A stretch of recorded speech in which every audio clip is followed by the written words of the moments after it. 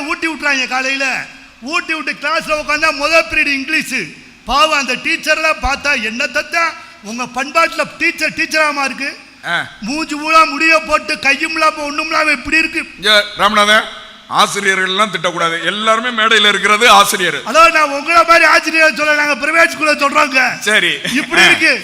பையன் போக மாட்டேன், பேயிட்டான். இல்லடா இதாண்டா டீச்சர், உள்ள போடான்னு அனுப்பி விட்டா. சரி, அந்த அம்மா முதல் பீரியட் இங்கிலீஷு. இவன் பாவம் 3 நாளா வெளியே போலையா, வகுறு வலிச்சிருச்சு, பட்டனை கழட்டிட்டாங்க. டீச்சர் பாவம் அவனுக்கு 1க்கு வந்தோ 2க்கு வருதோ தெரியல, டீச்சருக்கு அதை பத்தி கவலை இல்லை.